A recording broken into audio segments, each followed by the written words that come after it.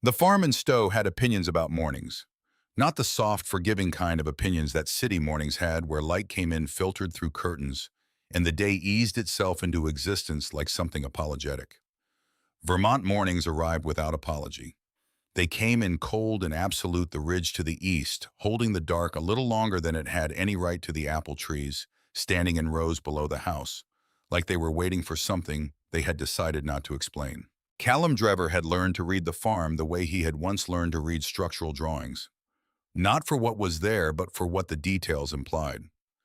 The way the northeast fence post leaned 2 degrees past vertical after the ground thawed. The way Duke stamped his left foot against the stall door at exactly 6:45 every morning. Never 6:43, never 6:48. Because Duke had decided that 6:45 was when the world owed him breakfast, and the world had learned not to argue. The way the second porch step had been rotting since February had been on Callum's list since February, and was still rotting because there was always something more pressing than the second porch step, and the second porch step had accepted this without complaint. He was at the north fence at 5:50 that morning, tightening a rail that had come loose again after the last rain.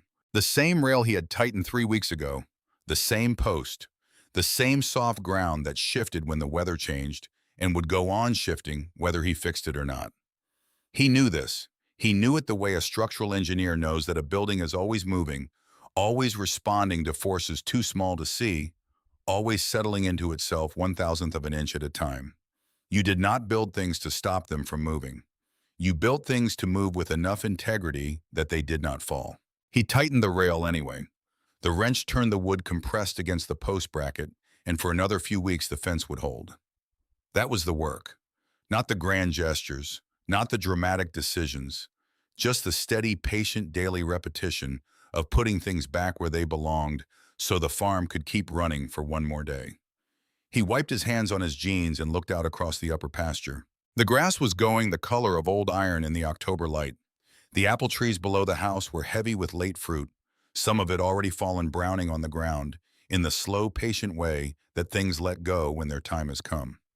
Biscuit was somewhere in the orchard. He could hear the dog moving through the tall grass, invisible, methodical, pursuing something that probably didn't exist but deserved investigating anyway. This was his world.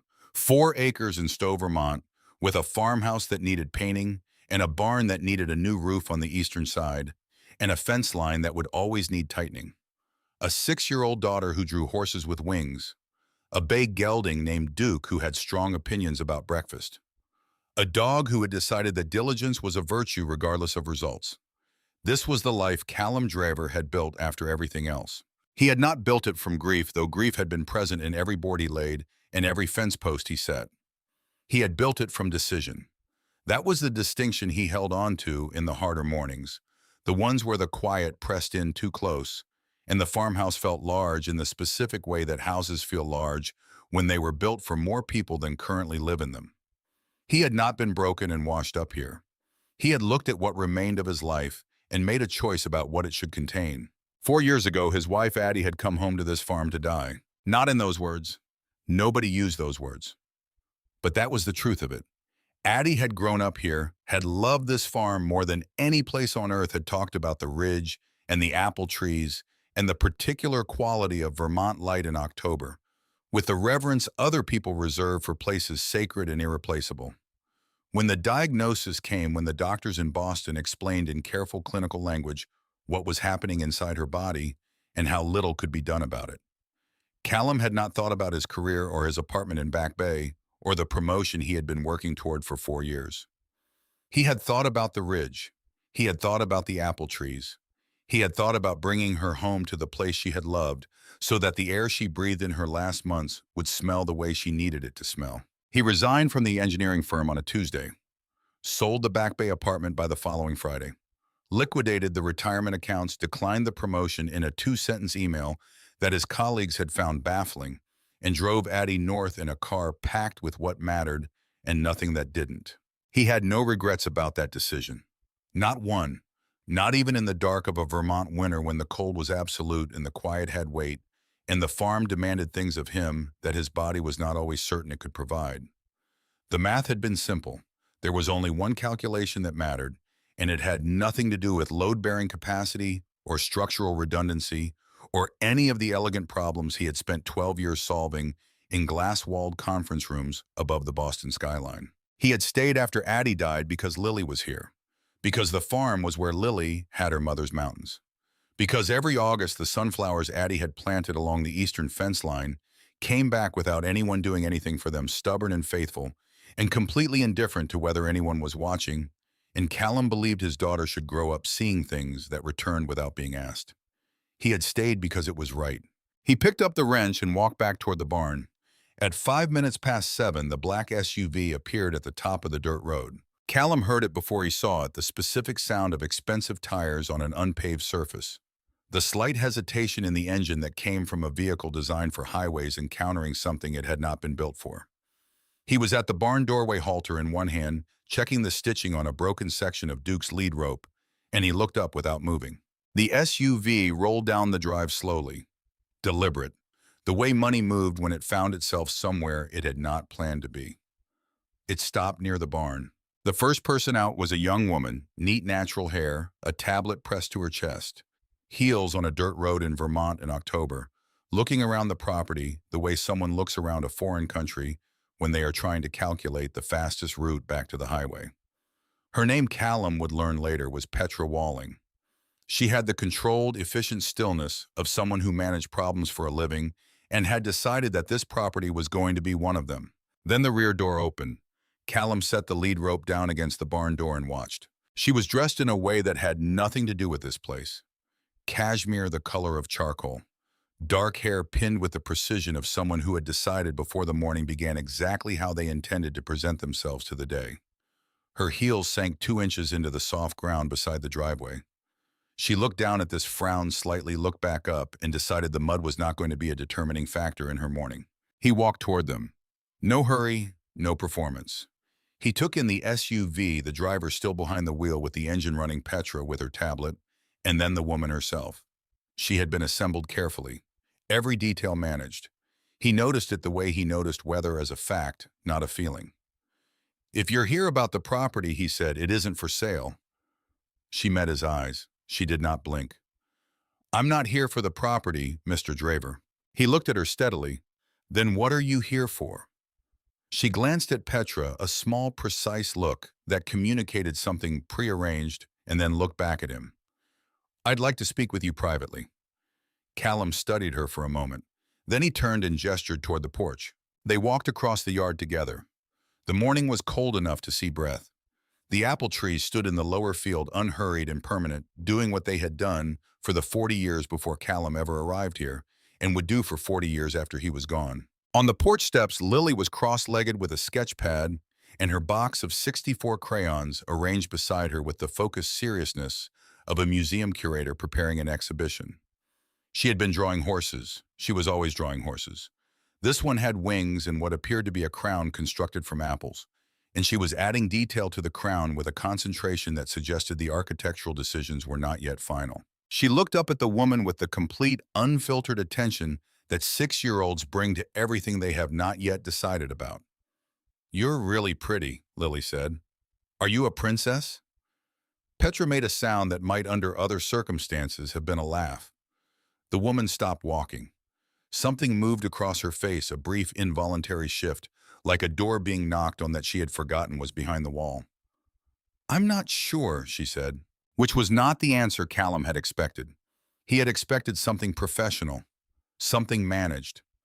What he got instead was honesty, and it arrived in her voice the way honesty sometimes arrives, unexpectedly and at cost. Lily considered this with great gravity, then nodded, satisfied, and went back to the crown. Biscuit lifted his head from beside Lily's feet, looked at the stranger, decided it did not rise to the level of concern, and put his head back down.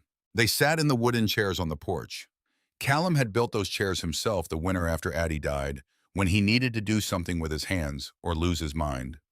They were not elegant chairs. They were solid, square, built to hold weight and endure weather, constructed with the same philosophy he had applied to every structure in his career. Not beautiful in any decorative sense, but honest in every joint and angle. Between the chairs was a planter box full of asters that Addie had put in the ground 4 years ago, and that came back every season without anyone tending them. The woman sat without waiting to be invited, which told him something.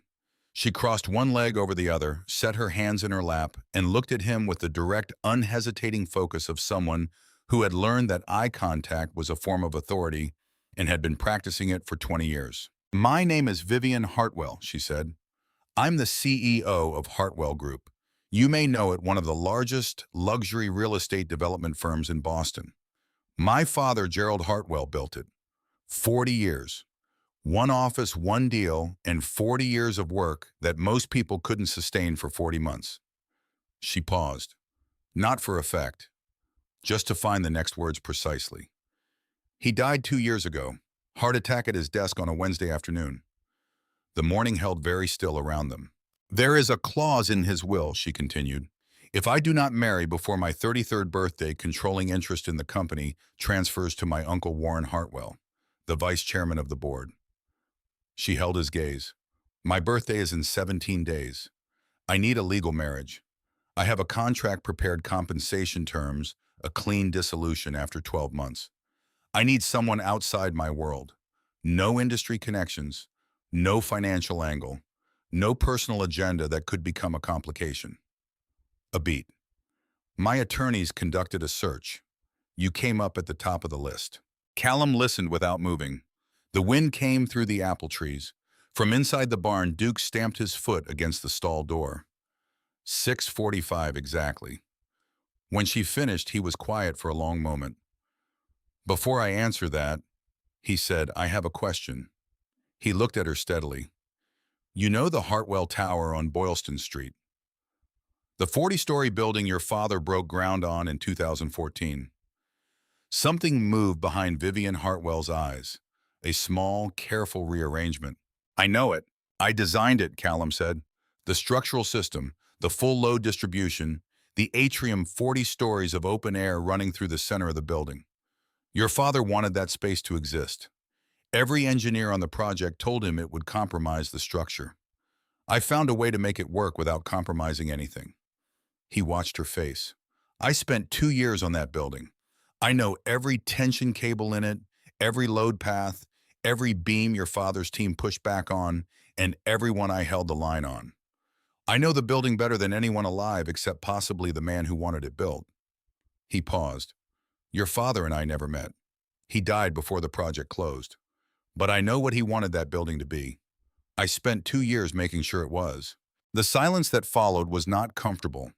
It was the silence of someone discovering that the map they had prepared for a territory was missing a significant feature. Vivian stared at him. Not because she was lost. She was not a woman who got lost easily. She was staring because she was recalibrating, because whatever file her attorneys had assembled on Callum Drever, whatever profile had led her 3 hours north to a farm in Vermont, it had not contained this. It had not told her that the man she was coming to approach as a solution to a legal problem had spent 2 years inside her family's most important building, had held that building up when others might have let it compromise, had known her father's vision without ever knowing her father. Petra had gone completely still. The driver had not moved. Vivian pulled herself together in approximately 3 seconds.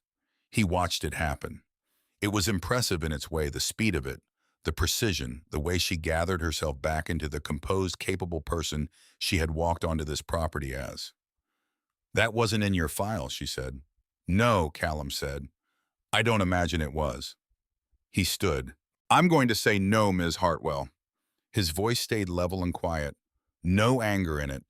Just a plain statement of what was true. And I want you to hear the reason clearly because it has nothing to do with the money or the timeline or your uncle. She looked up at him. You ran a background check on me before you drove 3 hours to my farm. You built a file.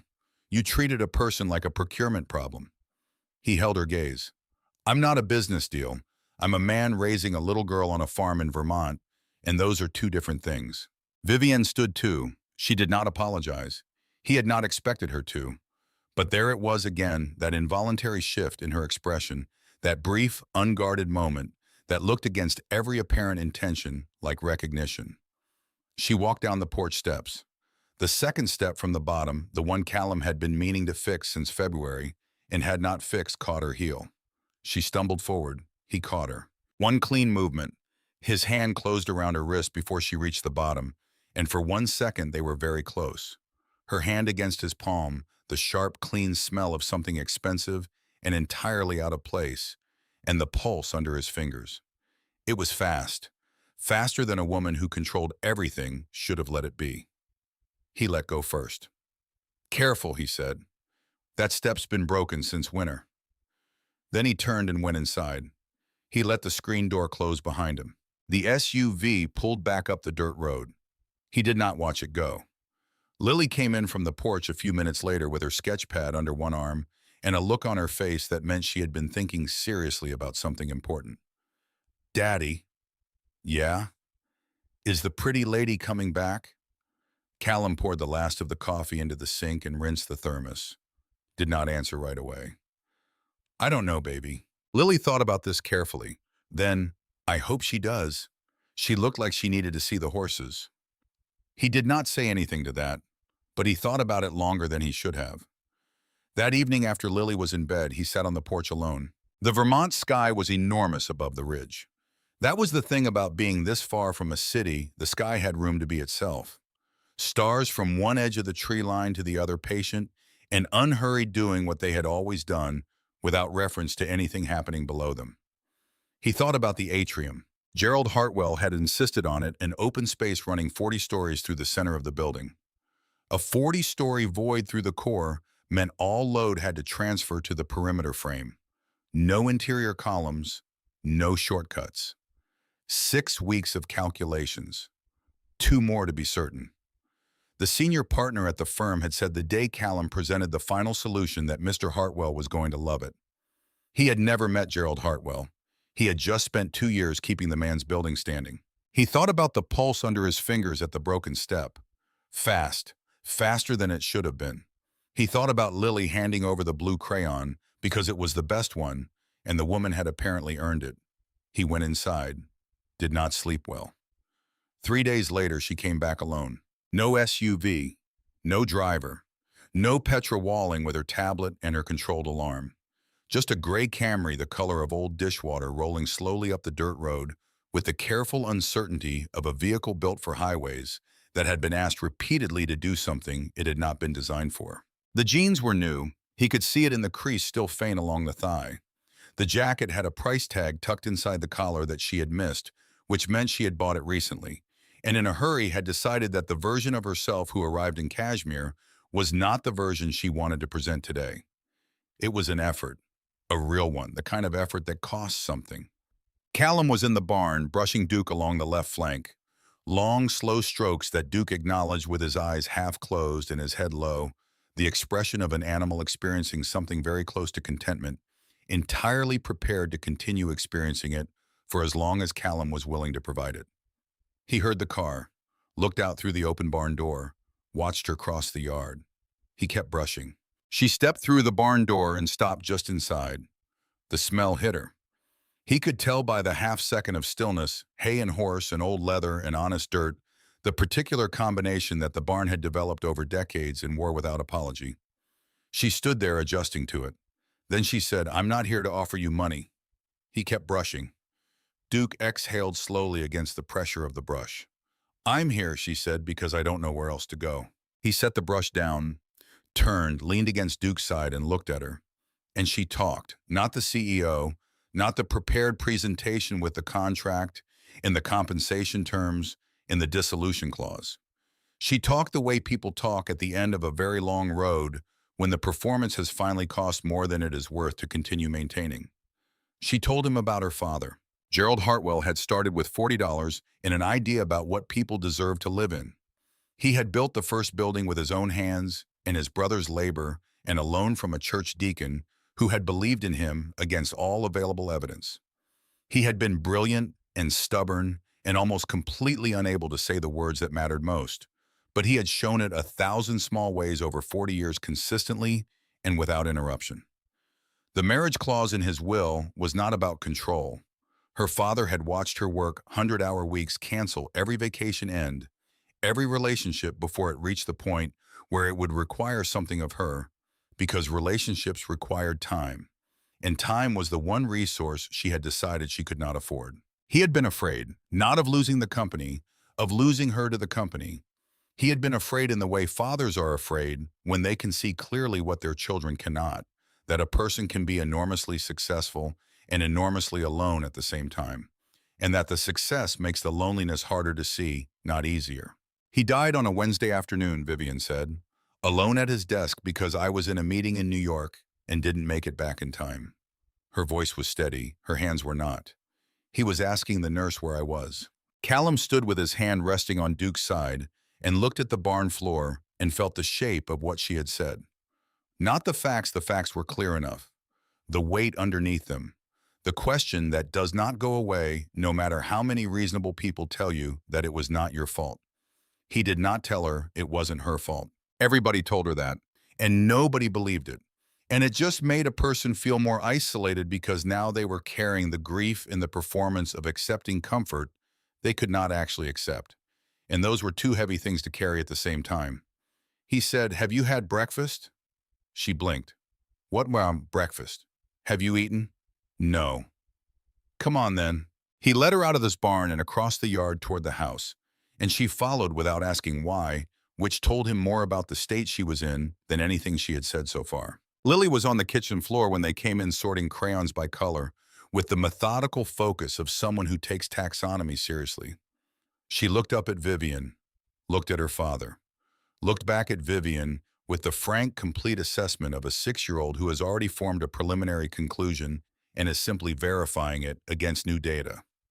"You came back," she said. "I did. Did you decide if you're a princess?"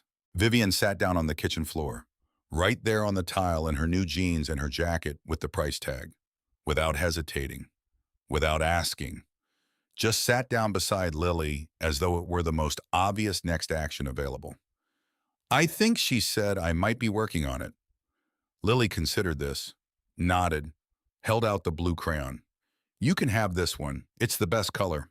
Callum made eggs on the left burner that ran half a degree crooked, and that he had compensated for so long, the adjustment was entirely automatic. The orange juice was from the store because the trees wouldn't be ready until November. Lily made tea, warm water, a large spoonful of honey poured with enormous ceremony into a plastic cup shaped like a horse, and carried it to Vivian with both hands moving very carefully. "This is the best cup in the house," Lily announced. "You should feel honored." Vivian looked at the cup, looked at Lily. Something moved through her expression that had nothing to do with contracts or board votes or 17-day deadlines. Something quieter than all of that. "I do," she said. "I really do." She drank all of it. No phone, no emails, no tablet with a schedule. Just a small girl explaining in considerable detail why horses were more intelligent than dogs. A position she held with the confidence of someone who has done extensive primary research in morning light, coming through a window that needed cleaning, but looked beautiful anyway. And a man at a stove making eggs that were by any objective measure very good. When Vivian stood to leave, Callum spoke before she reached the door. "I won't take your money." She turned. "But I'll think about it." He looked at her steadily. "If you tell me one thing first." He held her gaze across the kitchen. "Why does it have to be real enough that you drove 3 hours twice to ask a stranger you had a driver? You had Petra. You had the full apparatus of a functioning executive office." A beat.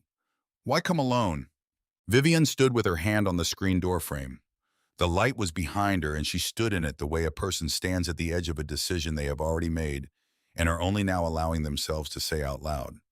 "Because my uncle will tear apart everything my father built," she said, "and I can't let that happen." A pause. Quieter. "And because this place felt like the only honest thing I'd touched in a long time." She left. The screen door swung closed behind her. Lily appeared at Callum's elbow, looking out the window at the gray Camry backing down the dirt road. "She forgot the price tag on her jacket," Lily said. "She did." "Should we call her?" Callum watched the car until it reached the main road, watched it turn south, watched the dust settle back over the empty track. "Not yet," he said. 3 days after that in the evening he called. She picked up on the first ring. He noted that, said nothing about it. He told her he would do it. Then he told her the conditions. No money. Not a dollar, not a gift that functioned as payment, not a single arrangement that transformed what he was doing into a transaction. He would do this as himself, a man on a farm in Vermont, who had made a decision not as a line item in someone else's legal strategy. Lily would know Vivian as his friend. Nothing more, nothing less. Nobody would apply pressure. Nobody would direct the child toward any particular conclusion. If Lily came to her own understanding in her own time, that was Lily's right. It was not a stage direction in somebody's plan. If at any point Lily was confused or hurting or affected in any way, he judged to be harmful, he would end it. Immediately. No discussion, no appeal, no board decision or legal complication that outweighed his daughter's stability. And one final condition. Vivian had to come to the farm. Not once. Not as a performance for the right audience. Regularly. At least twice a month. She had to actually be here to understand what his life looked like from the inside, not from a background file assembled by attorneys who had never set foot on a Vermont dirt road in October. Because if this has to be convincing, he said, it starts with you knowing what you're claiming to be part of. Not the file, the actual thing. The silence on the line was long. Okay, she said. All of it. All of it. Yes. A pause, the kind that isn't uncomfortable. The kind that is full of something neither person has a name for quite yet. I'll see you Saturday, Vivian. It was the first time he had used her name. He noticed it after he said it. He thought she noticed it too. Saturday came. She arrived at 7 in the morning, gray Camry alone. The jeans still had the faint remnant of the previous crease, but real dirt had started to collect at the cuffs. He noticed it, said nothing. He showed her his world. Not as a performance, not as a demonstration of anything, just the actual sequence of a day on a working farm in the order the day required it. He fed the horses at dawn. She stood at the fence with both hands wrapped around the thermos he handed her without asking, the same way he would have handed it to anyone standing in the cold beside him. Duke came to the fence rail and exhaled against her jacket a warm, solid pressure of breath, and she went rigid for half a second and then made herself stay. He walked the fence line and told her where the deer came through in October, where the creek flooded in April, where Addie had planted a row of sunflowers along the eastern border, a long straight row that still came back every August without anyone doing anything for them.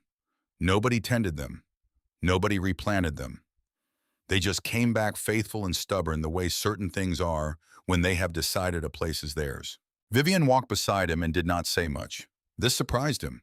She did not seem like a woman who ran out of things to say, but she was quiet in a way that felt chosen, the particular silence of someone listening to something they had forgotten how to hear. Lily appointed herself official tour guide. She led Vivian to the stable and announced with the gravity appropriate to a significant honor that Vivian was going to feed Duke by hand. Duke was 15 hands high, 800 pounds. He stood watching Vivian with the calm, assessing stillness of a horse who has made up his mind about most things and is withholding judgment on this particular situation until the evidence accumulates. Vivian was scared.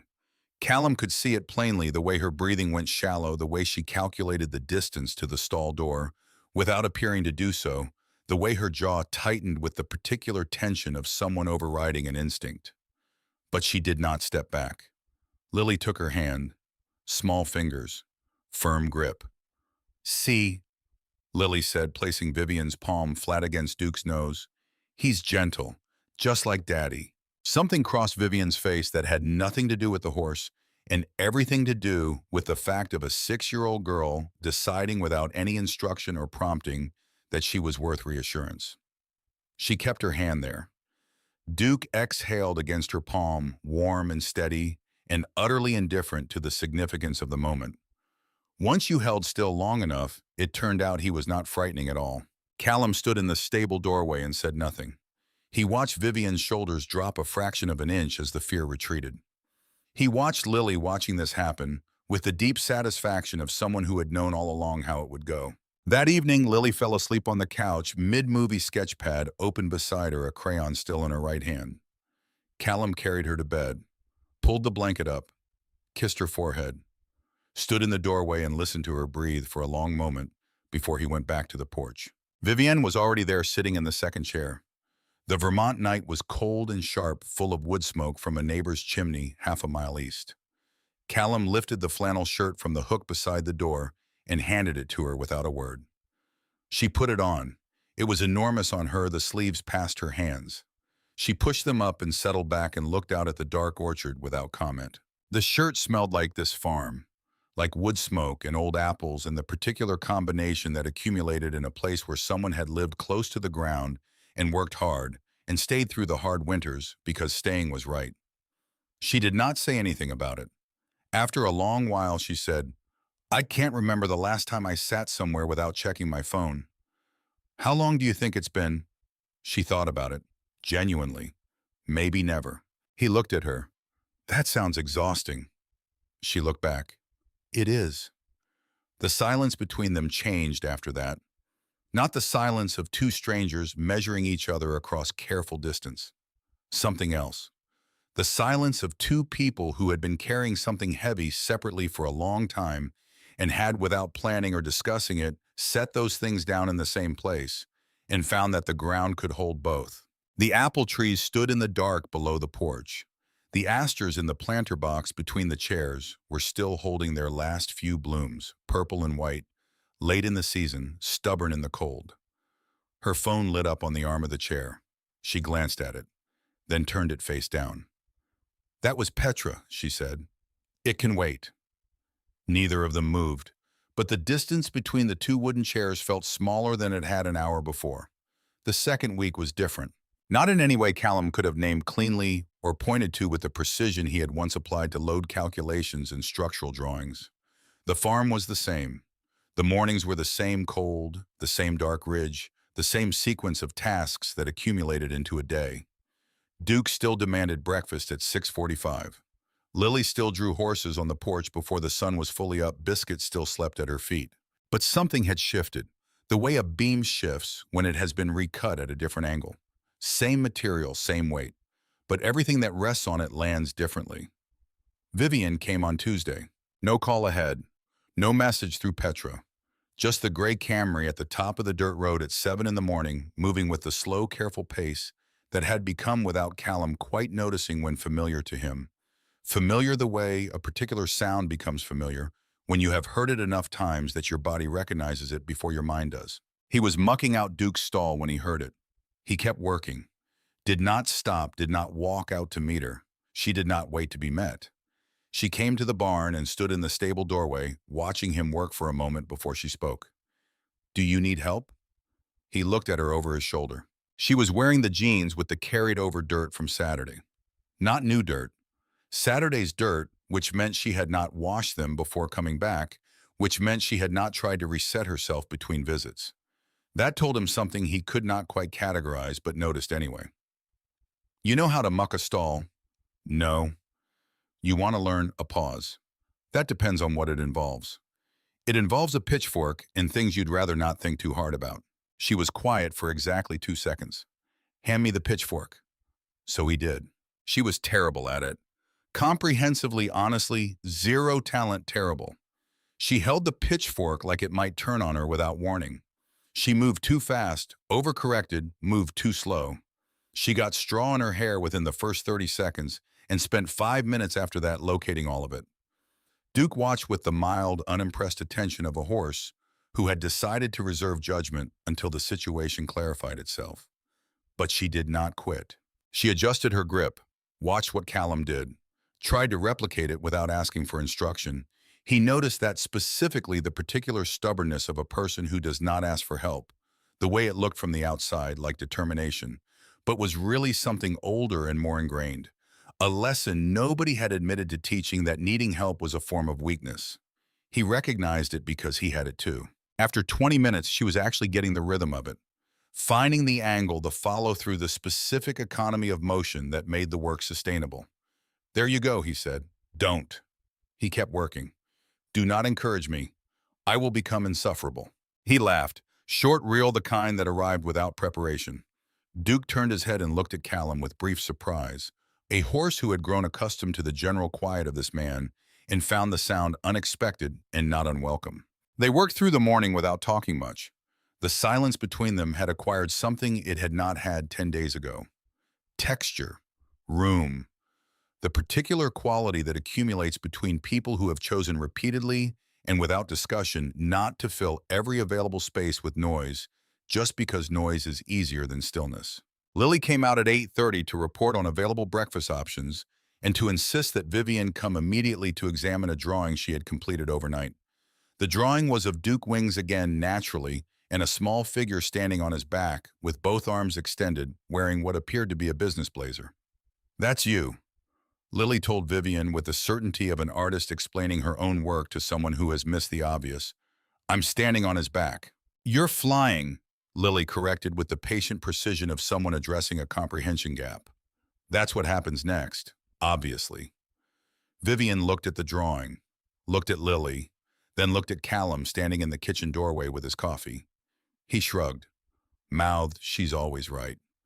Something moved through Vivian's expression that was close to a laugh and also close to something else entirely. That afternoon, they walked the eastern fence line while Lily rode on Callum's shoulders and narrated everything they passed with the authority of someone who has conducted this tour many times and is not going to rush it for anyone's convenience. The creek, the rabbit hole that may or may not be currently occupied, a question she considered scientifically unresolved. The stone that was definitively special classification pending. The row of sunflowers along the border that had gone to seed weeks ago, but still held their stalks brown and tall, and unbothered by the October cold standing in the same row Addie had planted them. Vivian stopped at the sunflowers. She did not say anything, just looked at them for a moment, standing in the long October light with her hands in her jacket pockets. Then she reached out and touched one of the dry stalks with the back of her hand briefly, the way you touch something you are not sure you are allowed to touch, and kept walking. Callum said nothing. She asked nothing. That was the end of it.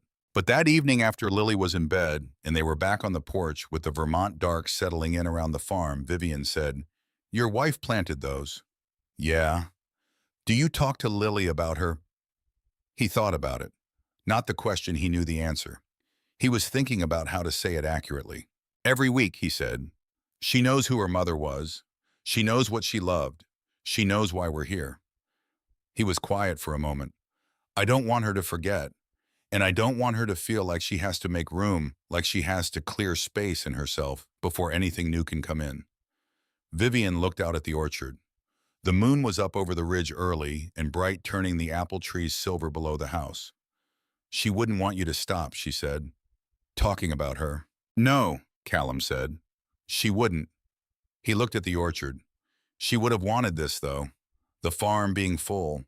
Lily having someone to hand the blue crayon to." Vivian was quiet for a long moment.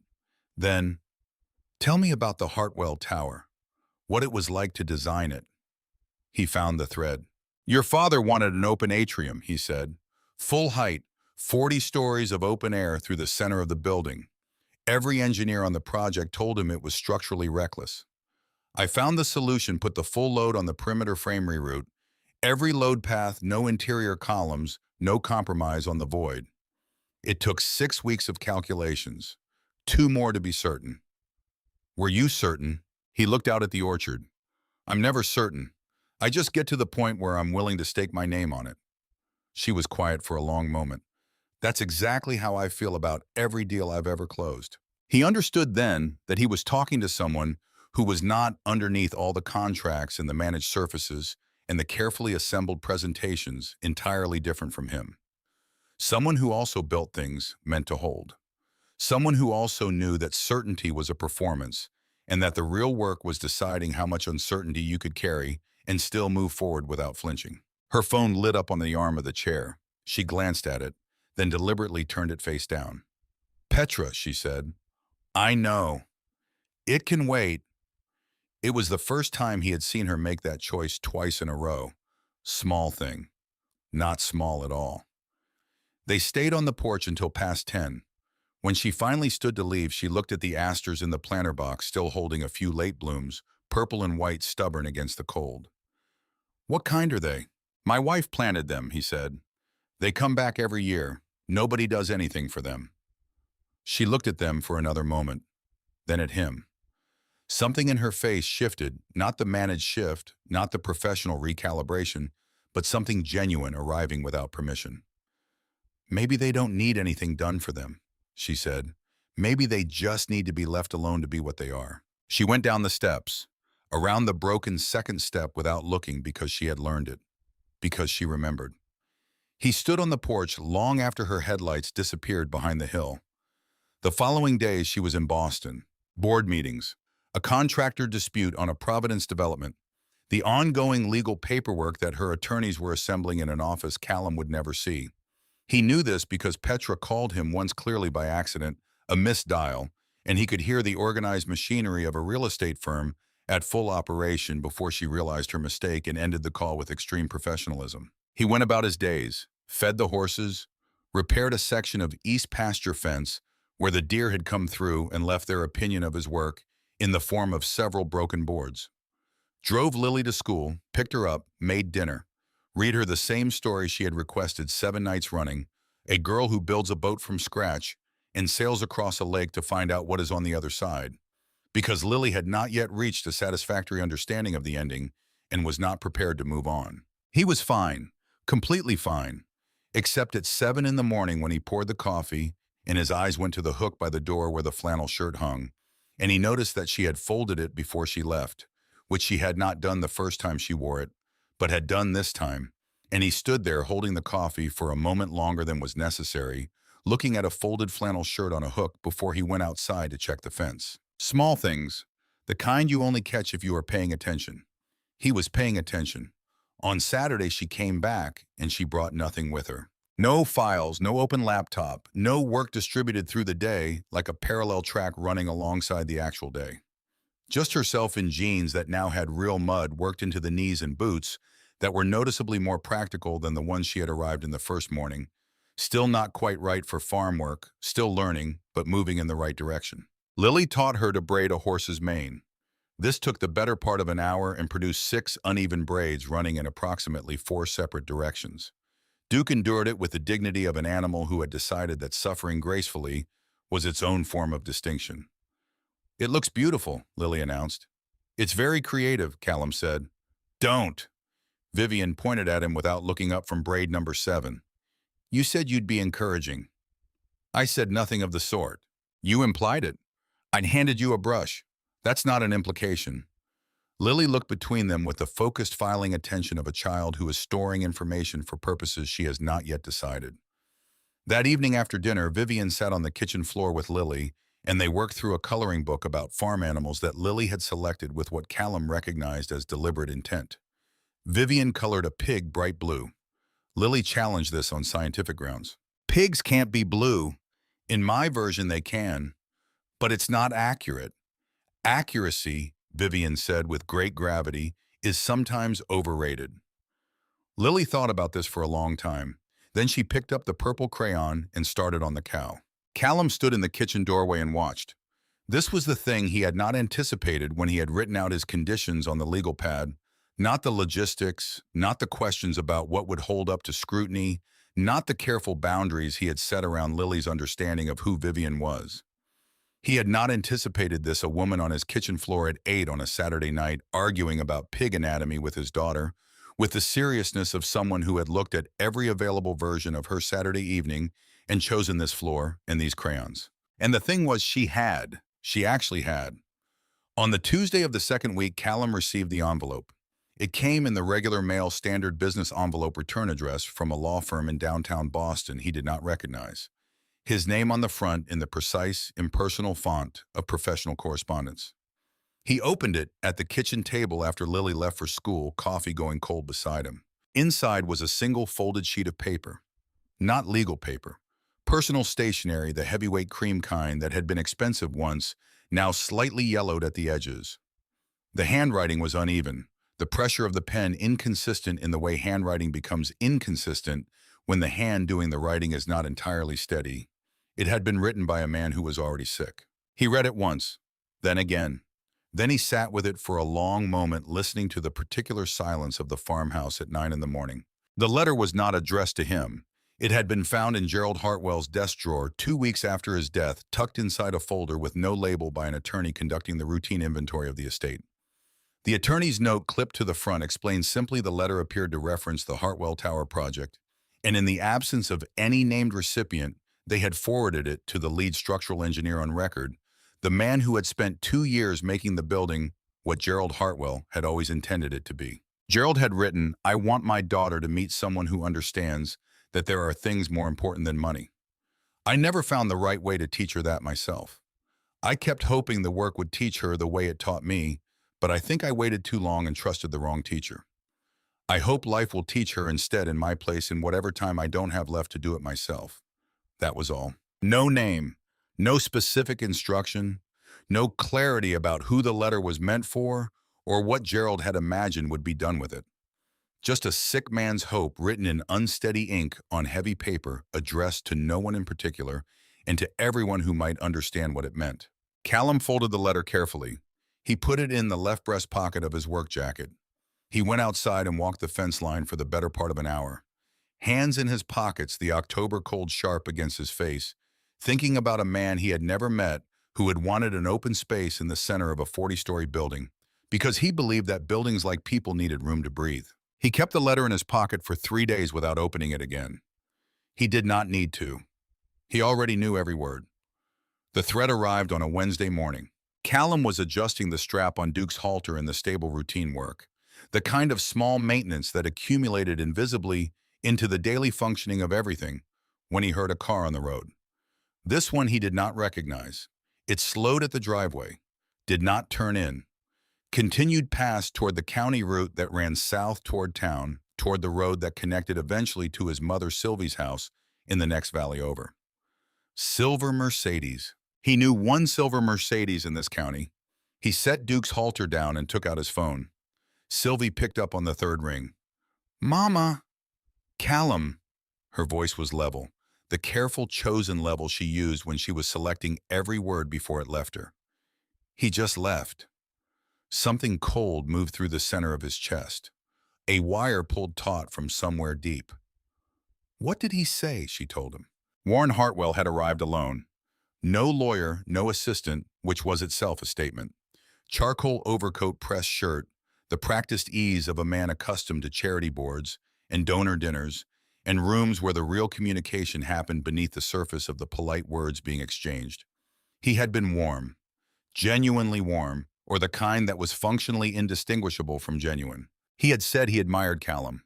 Raising a child alone on a working farm required real character. He respected that enormously. He was not there to cause trouble. He was there because he was worried. A man in Callum's position getting involved in something that looked from the outside like a marriage entered into. For financial gain, family courts took a serious view of that kind of instability. Custody evaluations could be lengthy, thorough, public, the kind of process that, regardless of outcome, left marks. He had looked at Sylvie's house when he said it. Not pointed, not threatening. Just look the way a man looks at something when he wants you to understand that he has noticed it, that it exists within his field of awareness, that he has considered it. Then he had thanked her for her time, left his card on the porch railing, driven away. Callum stood in the stable yard and felt the cold wire in his chest pull tighter with each word. This was not abstract. This was not a legal maneuver aimed at him, a grown man who could absorb and assess and respond from a position of relative stability. Warren Hartwell had driven to the home of a 63-year-old woman, had stood in front of her with his charity board warmth and his pressed shirt, had made sure she understood the shape of what could happen if the wrong people looked too closely at the wrong things. And what was at stake beneath all the careful language was Lily, not Vivian's company, not some clause in a dead man's will. Lily, who was at school right now drawing horses in her notebook and arguing with her teacher about whether Pegasuses could technically be considered a subset of the horse family. "Mama," he said, "are you all right?" "I'm fine." Her voice had settled now, the careful level gone, replaced by the steadier tone he had known all his life. "I'm the one who should be asking you." "I'm fine. I'll call you tonight, Mama." He hung up, went inside, made Lily's lunch for tomorrow, washed the dishes, swept the kitchen floor that didn't need sweeping. Did the things his hands knew how to do, while the rest of him was somewhere else entirely. He knew Warren Hartwell had money and lawyers and 20 years of navigating institutional power. He knew that custody evaluations, whatever their eventual outcome were, slow in public and grinding in ways that left damage regardless of where they landed. He knew that a 6-year-old girl who was already managing the particular complexity of growing up without her mother did not need any more complexity added to that particular burden. He knew that the right thing to do might be the thing he didn't want to do. That night, he called Vivian. She picked up on the first ring. He told her. Flat voice, the inflection stripped out because the words needed to arrive clearly, and he was not going to dress them in anything that might soften the edges or rearrange the facts. He told her where Warren had gone, who he had spoken to, what had been said, and how it had been said. He told her about the card on the porch railing. He told her about the look at the house. Vivian was silent for a long time on the other end, not processing new information, the silence of someone recognizing a move they had been expecting from a person they had studied for years. She knew this man. She had grown up watching him operate. She understood exactly what had been communicated and exactly how it had been done. When she spoke, her voice was quiet. Callum. Yeah. If walking away keeps Lily safe, she said, then walk away. A pause, one breath. I will never ask you to put your daughter at risk because of me. He sat with that. The kitchen was quiet around him, the refrigerator humming, wind picking up outside, and down the hall, just audible through the wall, the small, steady sound of Lily breathing in her sleep. I'll call you tomorrow, he said. He hung up, walked down the hall to Lily's room. She was on her side, sketch pad on the nightstand, a crayon still loose in her right hand from drawing before her eyes closed. He eased it out carefully, set it on the pad, pulled the blanket up to her chin. Stood in the doorway in the dark and listened. Warren called at 9 that evening. Callum let it ring 4 times before he answered. The voice on the other end was warm, professionally, deliberately warm. The warmth of a man who had learned long ago that warmth was its own form of pressure. Mr. Draver, I think we both know how this ends. There's no version of this that doesn't get complicated for a man in your situation. Save yourself the trouble. Callum said nothing for a moment. Then I think you called the wrong number. He hung up, set the phone face down on the counter, went to check the fence. The Vermont night was cold and clear and entirely indifferent to Warren Hartwell's opinion of how things should end. The next morning, Sylvie Draver arrived without knocking. She had never knocked in her life. She had opinions about people who knocked on families' doors. Opinions she had expressed more than once with the particular clarity of a woman who had decided certain things about the world a long time ago and had found no subsequent evidence to revise them. She came in with a casserole dish under one arm and the expression of a woman who had made a decision on the drive over and was not going to be talked out of it by anything available. She found Callum at the sink, washing the same 3 dishes he had washed an hour ago. She set the casserole on the counter, sat down at the kitchen table, folded her hands in front of her. You're doing it again, she said. He kept his back to her. Doing what? Calling it protecting Lily. He turned off the water, dried his hands, turned around and leaned against the counter. I am protecting Lily. Sylvie looked at him with the expression she had been giving him since he was 8 years old and trying to maintain in the face of all available evidence that a broken window had nothing to do with a baseball. Not impatience, not anger. Just the calm, complete, unblinking clarity of a woman who knew her son. What do you want me to say, Mama? I want you to say the true thing. She held his gaze. You found something. After 4 years of nothing worth finding, you found something real. And now it got hard, and you're looking for the exit. That's not what I'm doing. Then tell me what you're doing. He didn't answer. Sylvie leaned forward. Her voice dropped, but it gained weight in the dropping the way certain things become more substantial when they are spoken more quietly. You moved heaven and earth for Addie. You walked away from everything you had built without a moment of hesitation. You sat with her through 18 months of the hardest thing I have ever watched anyone go through. She let that land. You held her hand the night she left. A pause. That wasn't the safe choice, Callum. That wasn't the careful, sensible decision that protected you from risk. That was the most frightening thing I have ever watched my child do. And you survived it. She let the silence hold. You'll survive this too. He stood at the counter and looked at the kitchen floor. The slightly uneven tile he had laid himself the first summer after Addie died, when the work of it had been the only thing keeping him functional. He had done a decent job. Not perfect, but it had held. 4 years, and it had held. She called me, he said finally. When I told her about Warren, the first thing she said was that if walking away kept Lily safe, I should walk away. Sylvie was quiet, said she would never ask me to put Lily at risk because of her. A long pause. Sylvie looked at her hands. Something moved across her face, not a smile exactly, but something older and more certain than a smile.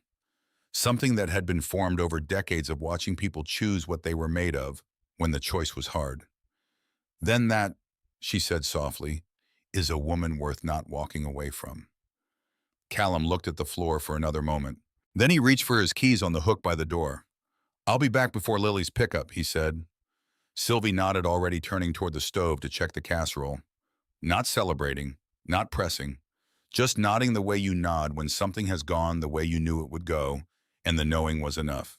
He drove to Lily's school, got there 40 minutes early, sat in the parking lot with the window down and the radio off, and the Vermont afternoon conducting itself around him in the ordinary way other parents pulling in and out, a teacher crossing the lot with an armful of folders, someone's dog barking 2 streets over. Ordinary. Just ordinary life doing what ordinary life did, indifferent to the weight of anything. Lily came out at 2:45, backpack covered in horse stickers, lunchbox swinging, something in her right hand that her teacher had walked out to give him at the door, with a small look in Callum's direction, the look of someone delivering something that has been prepared with effort. He unfolded it in the front seat. 3 figures in front of a house, drawn in the careful, earnest, maximally effortful hand of a child who is not making art, but making a record, trying to get something right because it matters, because the thing being recorded is real, and she wants proof of its reality that she can hold in her hand. A tall man, a small girl with her hair in 2 careful puffs, a woman with a wide smile and her arm around both of them. At the bottom in Lily's most deliberate letters, Daddy's friend who smells like flowers and is scared of horses. Callum sat in the school parking lot. The afternoon sun came through the windshield at the flat October angle that made everything gold and slightly unreal. Lily was in the back seat telling Biscuit, who had come along for the ride, and was listening with his usual devoted, cheerful incomprehension, everything that had happened that day, which was apparently quite a lot, and deserved full reporting. He looked at the drawing for a long time. Then he folded it, slowly, carefully, the way you fold something you intend to keep. He put it in the left breast pocket of his jacket, the same pocket that held Gerald Hartwell's letter, both of them pressed against his chest. He took out his phone, called Petra Walling. She picked up on the second ring. Mr. Drever? Always professional, even now. What time does she need to sign the paperwork to make the deadline? A pause, the sound of someone recalibrating. Before 5 in the afternoon on her birthday. That's the 17th. 3 days.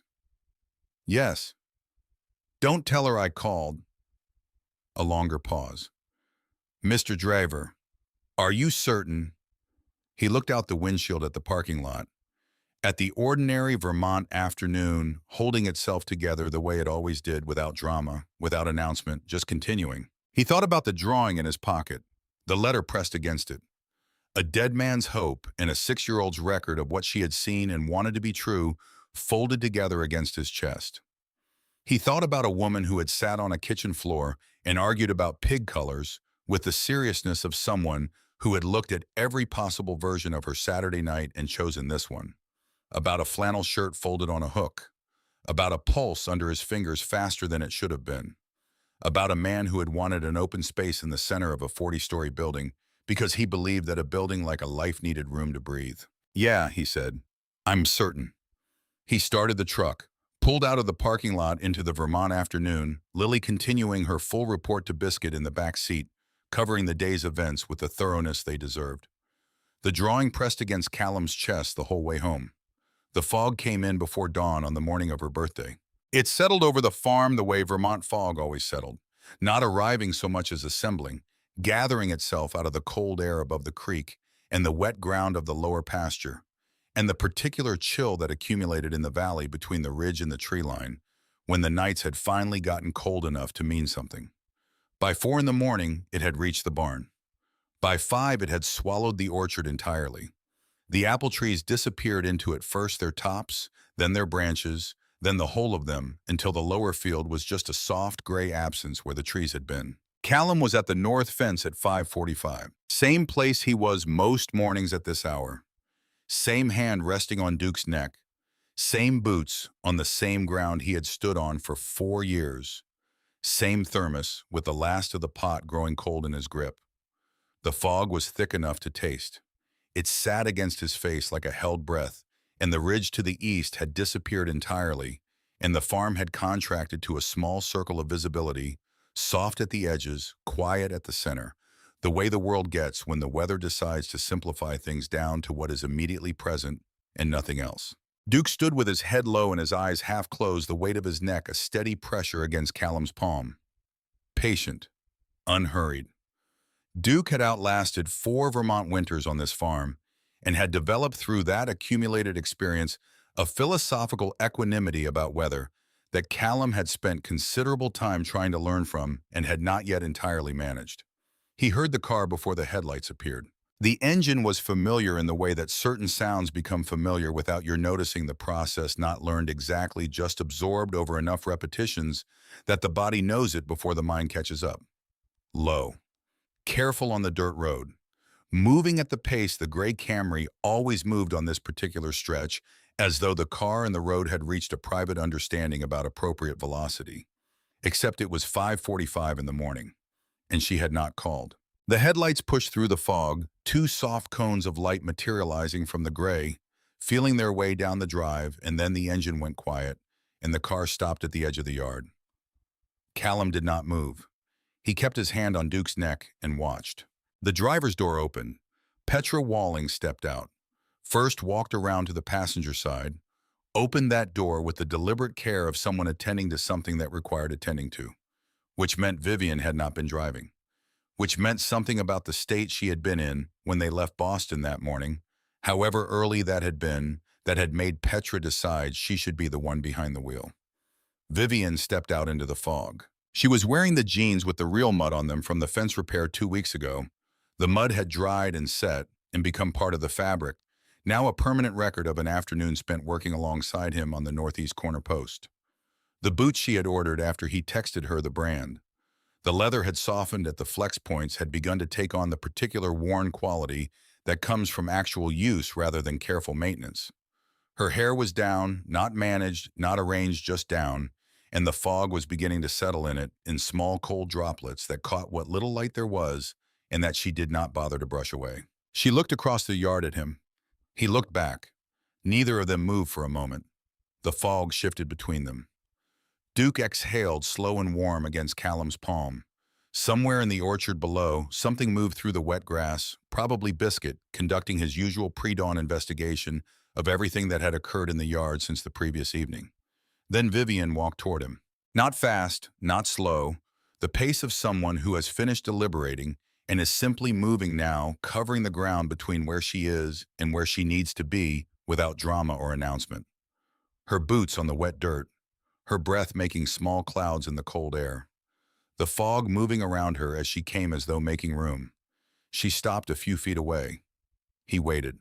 "I'm not here to ask you anything," she said. Her voice was steady, not the CEO steady, not the boardroom steady, not the voice she used in conference rooms or on calls with attorneys. Steady the way a person is steady when they have set everything down and are standing with nothing left to hold up. "I just wanted to see this place one more time. A beat. In case it's the last time." Duke shifted his weight behind Callum. Exhaled again. The fog moved. Vivian looked at the orchard, at the trees she could not see, but knew were there, standing in the gray below the house where she had walked twice now. She looked at the northeast fence line where the new cedar post stood set in concrete, at the base solid and straight, the work of an afternoon she had spent here when she could have been anywhere else. She looked at the porch where she had worn the flannel and turned her phone face down and sat still long enough to hear what this place actually sounded like underneath everything. Then she looked at him. "I would rather lose the company," she said, "than lose whatever it is I found here." A pause. "Even though I still don't have the right word for it." Callum looked at her for a long moment. He thought about Gerald Hartwell insisting on the atrium, the 40-story void that everyone said couldn't be done. A man who had wanted his building to breathe, who had believed that a structure 40 stories tall deserved a space at its heart that held nothing that existed not to support anything or contain anything, but simply to be open to let the light come through, to give the building room to be more than load and resistance and engineered necessity. He had never met that man. He had just spent 2 years making sure the thing that man loved most was built the way it deserved to be built. He thought about the letter in his left breast pocket, the drawing folded against it, the unsteady handwriting of a man who had known near the end that the most important thing he had never managed to teach was still untaught, and had put that knowledge into words and hoped that life would be a better teacher than he had been. He took his hand off Duke's neck. He stepped forward. His hands were dirty from the morning's work. There was hay on his sleeve. His boots had 3 years of honest use on them, and not one apology for it. He looked at her the way he had not looked at anyone in 4 years, without the careful management, without the measured distance he had maintained since the morning he had buried his wife in the Vermont ground, and decided without ever saying it out loud that staying alive and keeping Lily alive was the most he could reasonably ask of himself. Not today. Then kiss me, he said. She blinked. Not for the contract. His voice was quiet and level and certain in the specific way that things are certain when they have been decided not in a single moment, but over many small moments accumulated until the decision is simply already made. Not for the board, not for your uncle, or the deadline, or the 17 days. He held her gaze. If we're doing this, I need to know it's real. So kiss me, and mean it. Behind her, Petra made a sound. The sound of a person who has maintained professional composure through a considerable range of circumstances and has just encountered something outside that range entirely. Vivian did not move for one full breath. The fog held still around them. Duke stood at the fence. The apple trees waited in their invisible rows below. Then she stepped forward and kissed him.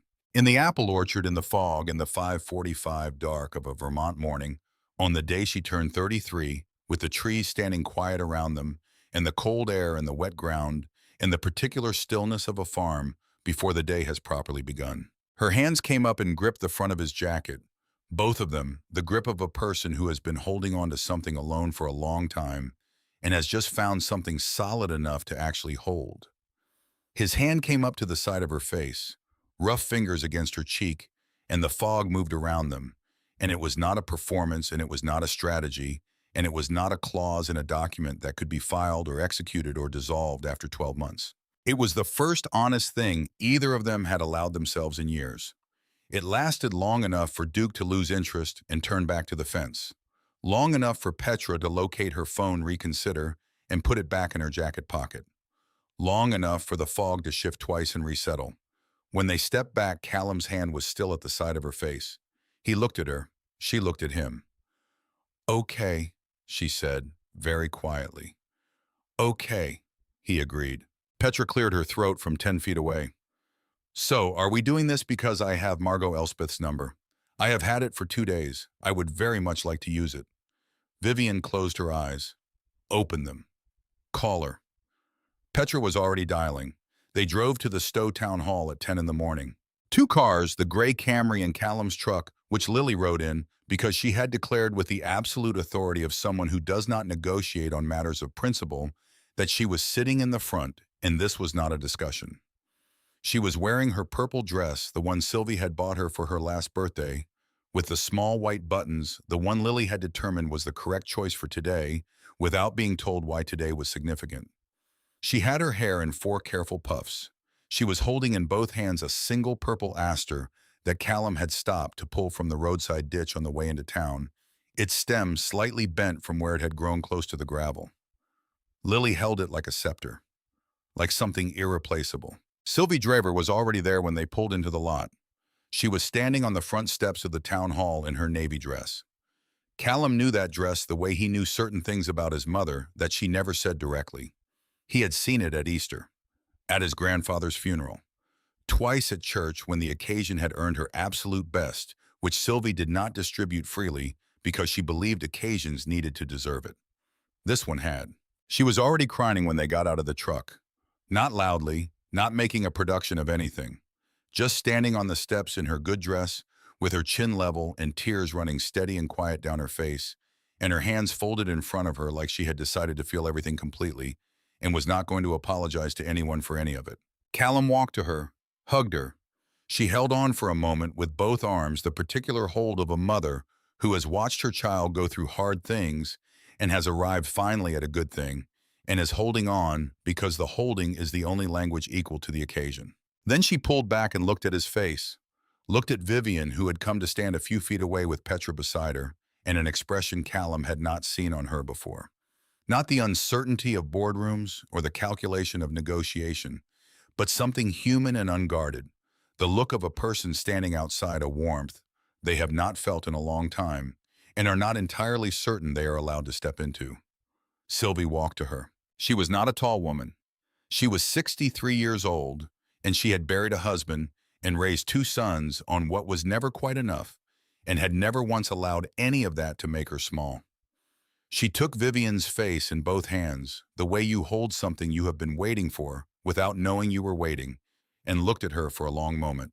Then she said, "Welcome," just that, one word. And Vivian Hartwell, who had delivered keynote addresses to rooms full of people without notes, who had stared down a hostile board of directors at 29 years old, who had been composed and measured and professionally invulnerable through every difficult thing that had come since her father died alone in an office on a Wednesday afternoon, Vivian's eyes filled. She pressed her lips together and nodded once, and Sylvie pulled her in. Not a polite hug, the real kind. The kind that does not care about cashmere or quarterly earnings or how many hours you have worked this week or whether you are the sort of person who has learned not to need this. Lily watched from the sidewalk with the aster held in both hands. Then she walked over and stood next to Vivian and wrapped one arm around Vivian's leg, her cheek against Vivian's hip, the aster extended carefully to one side so it would not get crushed. Nobody had asked her to do that. Nobody had suggested it or prompted it or staged it. She had simply looked at the situation and decided what it required and done it the way she decided most things, with complete conviction and no explanation. Margot Elspeth had been the Stowe town clerk for 22 years. She was 71 years old, short white hair, reading glasses on a beaded chain, and she had the unhurried, efficient manner of a woman who had processed more official documents than she had ever bothered to count, and who understood better than most that the paper was never actually the point. She had known Callum Drever since he was a boy who used to come into the general store on Spruce Street in August barefoot every time and take exactly one piece of candy from the jar near the register. She had always known about the candy. She had never said anything about the candy because some things were not worth the conversation, and some things just meant a kid was a kid and you let them be. She looked at him now, standing across the town clerk's counter on a foggy October morning. Then at Vivian. Then at Lily, standing between them with her 4 careful puffs and her bent aster held with the gravity of a child carrying something that matters. Then at Sylvie in the navy dress, the good mascara already beyond rescue, not one regret about it visible anywhere on her face. Margot took her glasses off the beaded chain, put them on. "Well," she said, "let's get this done." The ceremony took 11 minutes. No music, no photographer, no arrangement of any kind that required advanced planning or professional involvement. Just 4 people and a clerk in a town hall on a Thursday morning in October, and Lily, who dropped the aster twice on the way to the counter and retrieved it both times with complete composure, and Margot Elspeth, whose voice remained perfectly level for 10 minutes and 50 seconds, and then required one additional breath at the very end before she could deliver the final words.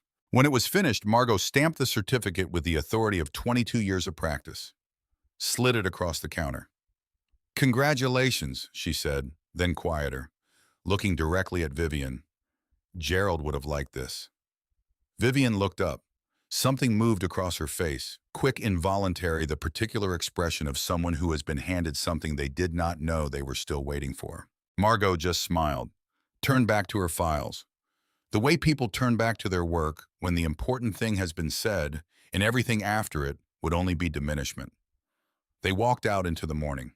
The fog had burned off completely, and without apology, the way Vermont fog burns off when the sun finally gets above the ridge and decides it has been patient long enough. The sky was the hard, clean blue of late October, the specific blue that Vermont produces a handful of times each autumn, The kind that makes the air feel like something you could hold in your hands, the kind that makes the distance to the ridge look like something worth climbing. Sylvie took a photo on her phone, the one with the cracked screen protector she had refused to replace for 18 months because it still worked, and working was sufficient. In the photo, Callum holding Vivian's hand, Vivian holding Lily's. Lily holding the aster wilted now, listing significantly to one side, but still present, gripped with a conviction that had not diminished from the moment Callum had pulled it from the roadside ditch. 3 people in a parking lot with a flagpole and the hard, clean blue of an October sky behind them. Not a wedding photograph. Better than that. Real. On the drive back, Petra called. Vivian put it on speaker, kept her hand in Callum's on the center console.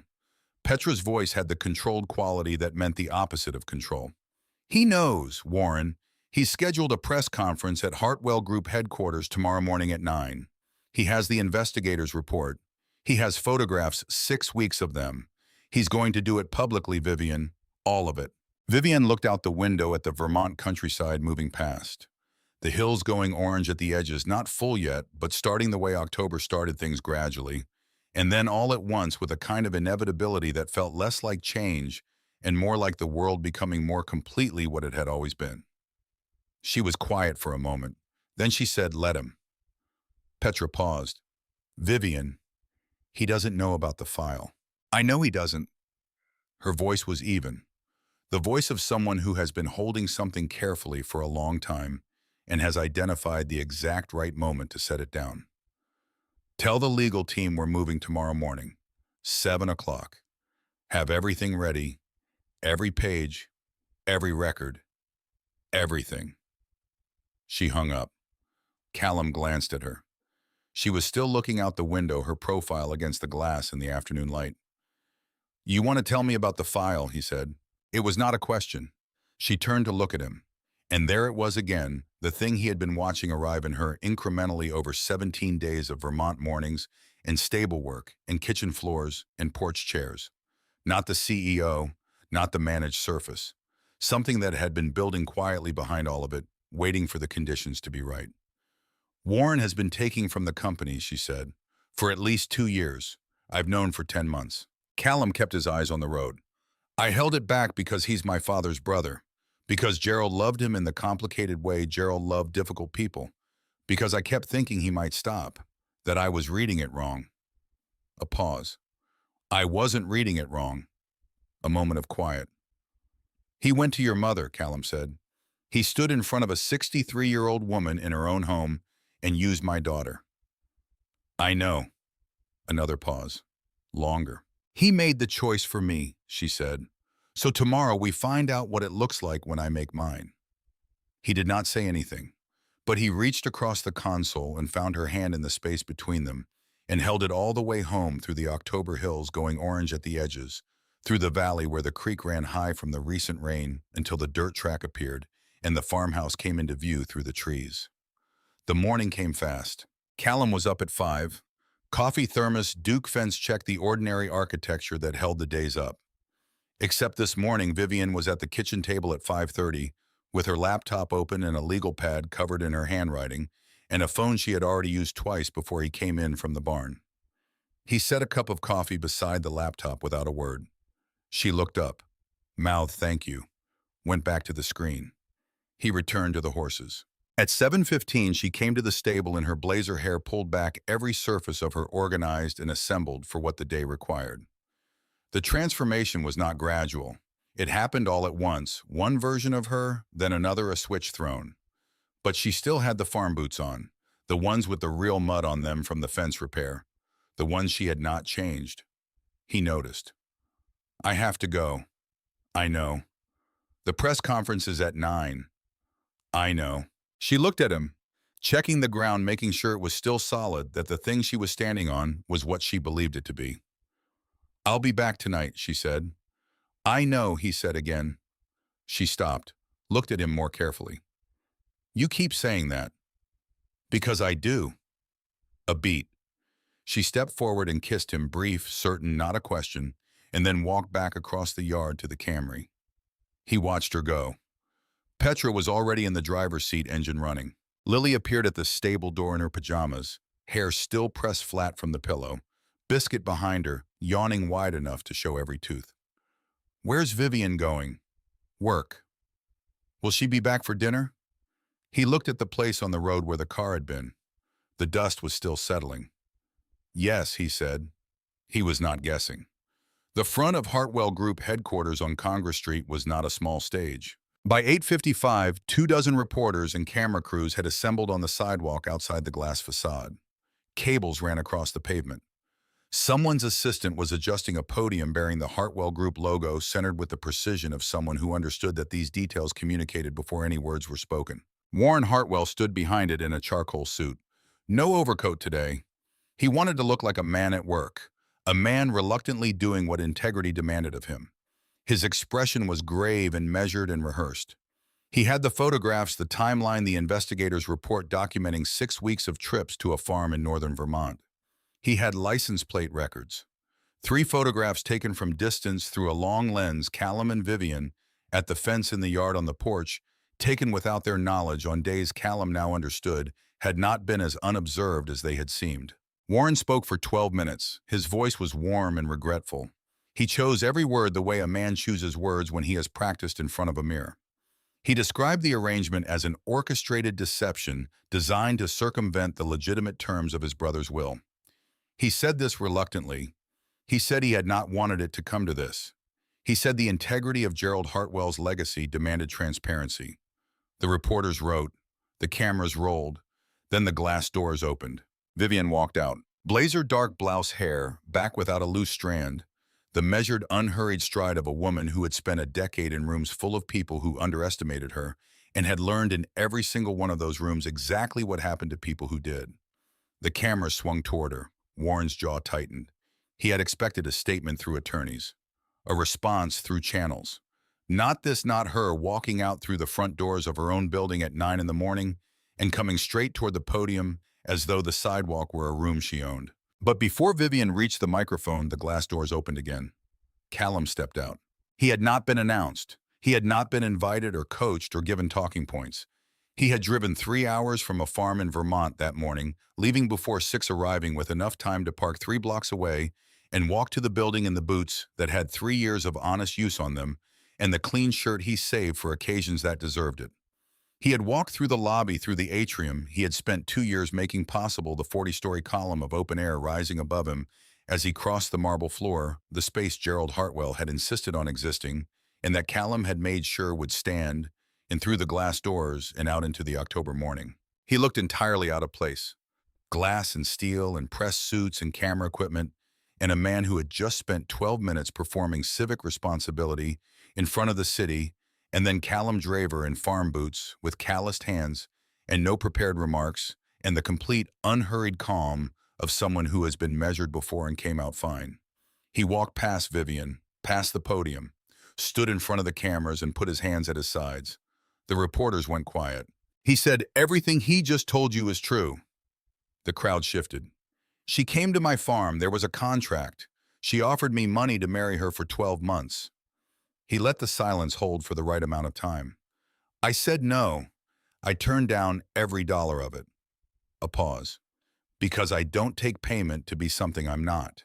He told them about Boston. The career, the salary, the glass conference rooms with views that cost more per square foot than most people earned in a year.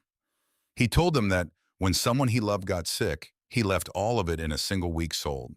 The apartment, resigned the position, walked away from the promotion he had worked toward for 4 years. He told them he had driven his wife north to a farm in Vermont because that was where she needed to be, and no other calculation had mattered. "I don't have any regrets about that choice," he said. "Not one." He told them about 4 years on a farm raising a daughter, about building something smaller and quieter and more honest than anything he had ever built in glass towers, about not being ashamed of the dirt on his boots or the farm or the life he had chosen, because the life he had chosen was right, and he had chosen it with both eyes open. Then he reached into the left breast pocket of his jacket. He took out the folded envelope slowly.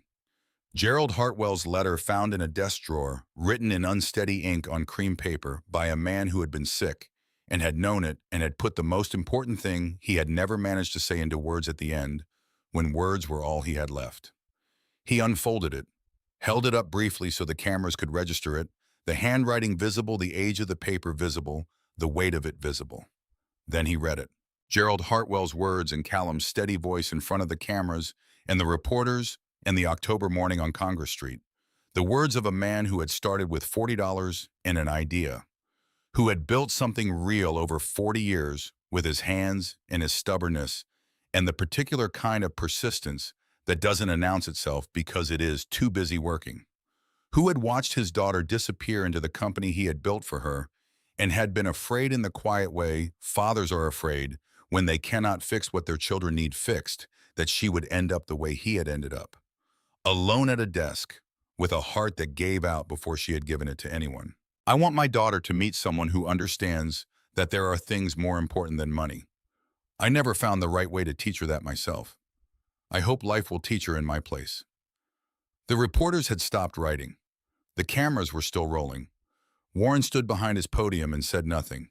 He was a man who had spent his career reading rooms, and he understood with the precision of long practice when a room had shifted entirely beyond the reach of anything he had prepared. Callum folded the letter, put it back in his pocket, then reached in again and took out the drawing.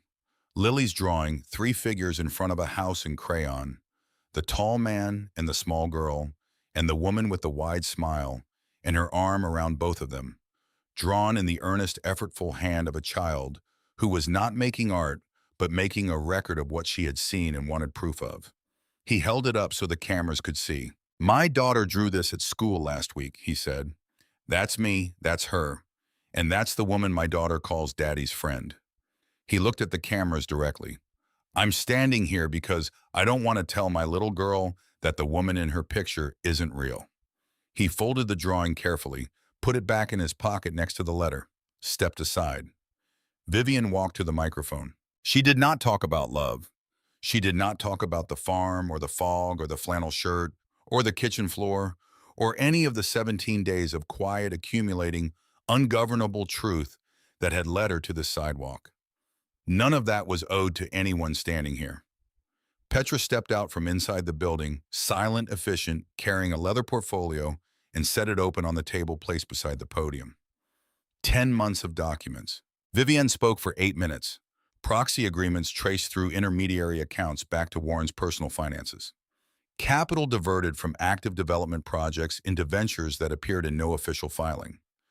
Unauthorized commitments made in the Hartwell name to partners who existed on no board record. Meeting minutes edited after the fact to remove evidence of decisions that had been made without authorization. She had traced every thread, cross-referenced every document, built the record the way her father had built his buildings, completely without shortcuts, with the particular patience of someone who understands that the integrity of a structure depends on not leaving anything out. "I held this back," she said, "because he is my father's brother, because I believe family deserve the benefit of patience." A pause. "He went to a 63-year-old woman in her own home and used a child to protect himself." Another pause, shorter. "He made his choice. Now I've made mine." Warren said nothing. There was nothing available to say. He was standing behind a podium he had built for a debate that had become in the space of 20 minutes an entirely different conversation, one for which he had no preparation and no language, and no move that had not already been foreclosed. He left the podium, walked back through the glass doors without looking at Vivian or Callum or the cameras that tracked him the entire way. The doors closed behind him. The sidewalk was quiet for a moment. Then the reporters started talking all at once.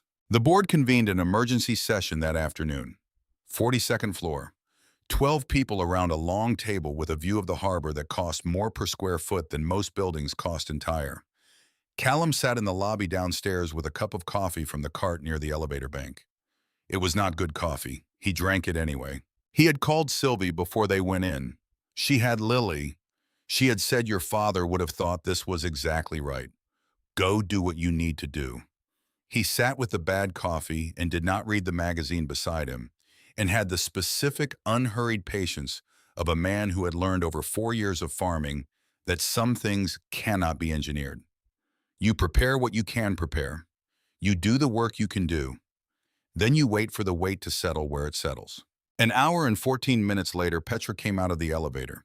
She looked at him across the lobby, Nodded once clean and certain, the nod of someone delivering information that does not require elaboration. Vivian came out 2 minutes after. Blazer still straight, not a strand displaced. But her eyes were different. Something that had been held very tightly for a very long time had been released. Not collapsed, not broken.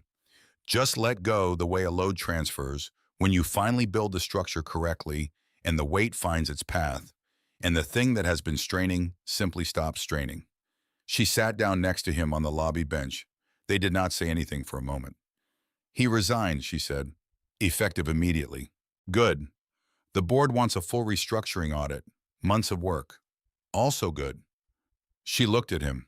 Something moved through her expression that was close to a laugh, and also close to something else entirely, relief and exhaustion, and the particular feeling of a thing being finished that has been unfinished for too long. You drove 3 hours this morning. The leaves are turning. It's a good drive. She looked at him for another moment. Then she stood, straightened her blazer. Come on, she said. Let's go get our daughter. 3 months later, the farm looked the same, except that it didn't if you knew where to look. On the kitchen table most mornings, Vivian's laptop open beside Lily's sketchpad, and the box of 64 crayons, and the half-finished drawing of Duke attempting flight with a particularly ambitious wingspan. 2 different lives occupying the same surface without negotiation, the way lives coexist when neither one is trying to erase the other. On the porch railing, Callum's old thermos and a white ceramic mug from a coffee shop on Newbury Street in Boston, its handle chipped from the morning Lily had carried it across the kitchen with excessive enthusiasm. Vivian had looked at the chip and said nothing, and used the mug every day after that. By the front door, Callum's boots, 3 years on them. Lily's boots with the Velcro closures and the horse stickers along the side. And Vivian's farm boots, the ones she had ordered after he texted her, the brand dark with Vermont mud, now in a way that had nothing temporary about it. The leather shaped to her feet, the soles beginning to show the particular wear pattern that comes from a person who has learned how to move across uneven ground. 3 pairs of boots by one door. Vivian still ran Hartwell Group. The restructuring audit had uncovered 4 additional irregularities in Warren's tenure, all now in the hands of attorneys. The board had elevated the deputy Vivian had been quietly developing for 2 years. Every Friday afternoon, she drove north 3 hours, the gray Camry accumulating miles, and the permanent smell of coffee and horse, and the specific combination of 2 lives being lived honestly in the same direction. Every Sunday evening, she drove south. The distance between the 2 halves of her life grew shorter every week. Not because either half was shrinking, because she had stopped needing them to be separate. One Tuesday evening in late November, Lily was on the kitchen floor with a coloring book, giving everything the colors she believed were correct, rather than the colors that were accurate. Vivian was at the table with a contract and a highlighter focused in the complete and total way that was specifically hers. Lily looked up. Rennie, not a question, not an experiment, just a name, short and easy, and certain, the way you call someone what you have always called them, because there was never any other option. Nobody had suggested it. Nobody had workshopped it or introduced it with ceremony or asked Lily to try it. She had simply decided in the quiet interior logic of a 6-year-old who had made her assessment months ago and was done with the deliberating part. Vivian looked up. It took her half a second, the name landing, the specific weight of it, the simplicity. What does acquisition mean? Vivian set down the highlighter, gave the question her complete attention, explained it in the simplest, most careful language she could find, because Lily's questions deserved real answers, and she had learned that from watching Callum do it every day. Lily listened, considered. So it's like when I decided Biscuit was my dog, she said, even though he was already here. Vivian looked at her. Yes, she said, exactly like that.